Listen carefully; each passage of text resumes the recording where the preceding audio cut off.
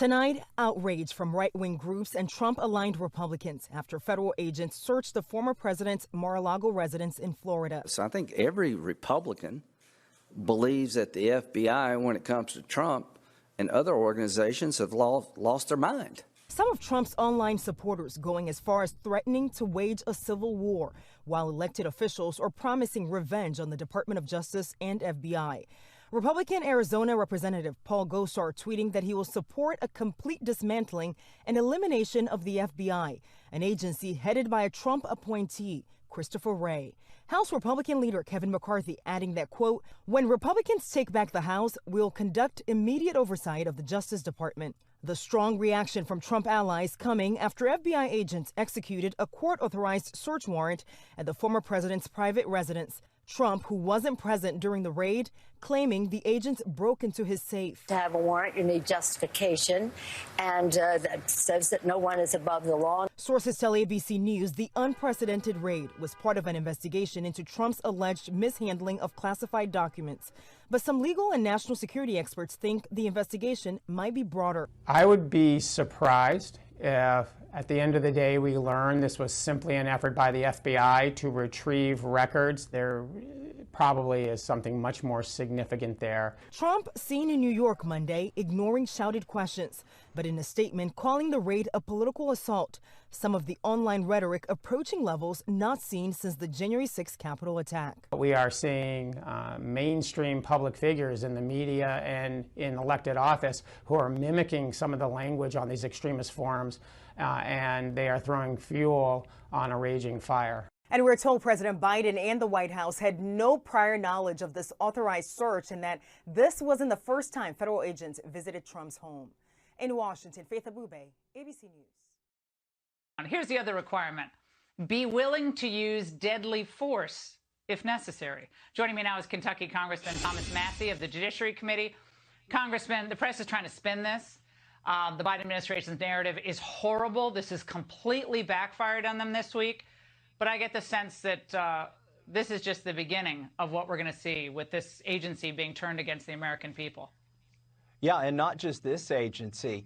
What a lot of people may not realize is last week, the Democrats, through our Judiciary Committee, passed a ban on the AR-15. They call it a weapon of war, but they made sure that their ban exempted every federal department, including the IRS, the Department of Education, and the USDA.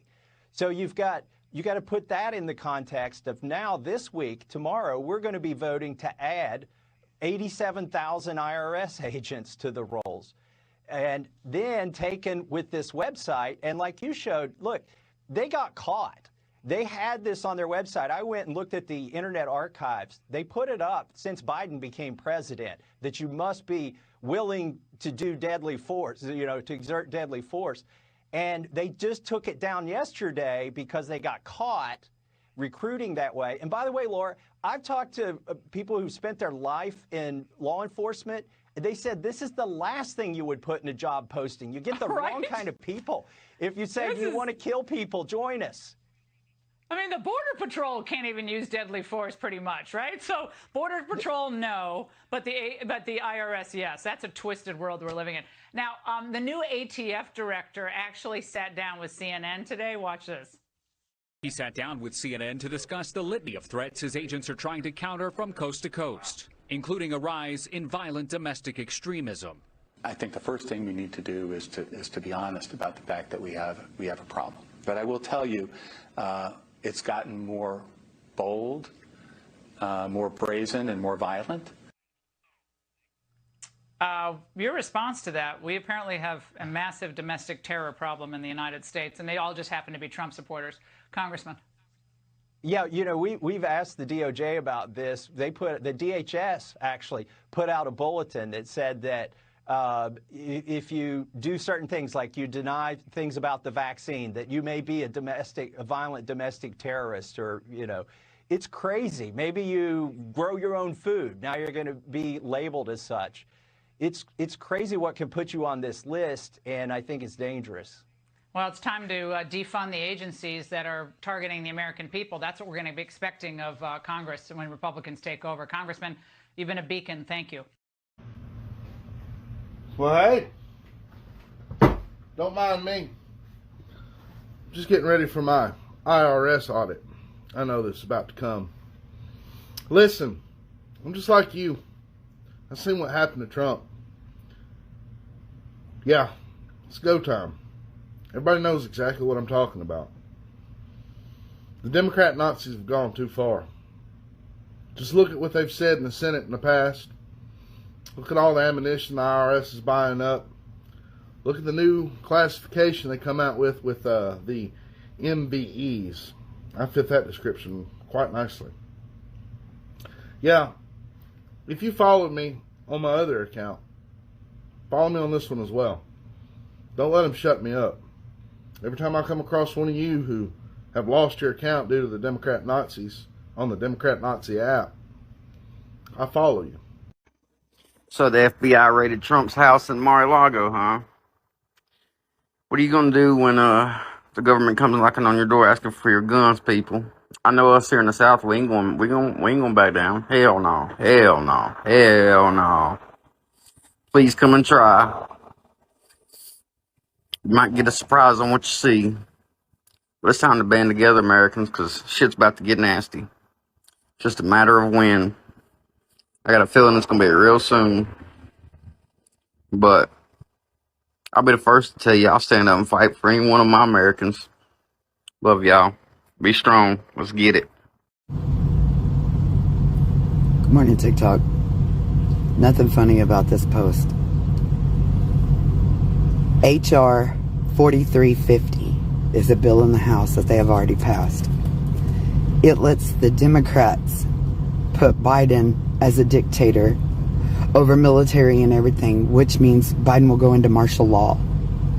When we go into martial law, they're only coming after conservatives and people trying to save America. This is no longer a joke. There's nothing funny about this. We have got to wake up and fight. Fight like you've never fought before. I will go out in a blaze of glory before I turn against my Heavenly Father or before I turn against this country. Know that. Hey, Patriot standing by. Thank God I seen your video this morning, because I would have totally forgotten. See, here in Kentucky, a strange thing is happening too. Look at that phenomenon up there. It's where the sun, it kind of hazes behind the clouds. That's exactly what happens when it's time to take over the fucking government. Hypothetical question. If Chinese and Russian troops started falling out of the sky, how about a hypothetical second option? What if the American people are in the process of overthrowing the tyrannical government that our government has become, and Russia starts making air supply drops to, fortify the American militias? Just saying. China's not going to do it, because the people we got in office right now, yeah, they're in China's pocket. So they're not going to help. But Putin told us to keep our guns. He said the Second Amendment was a good thing. So, I'll leave that right there.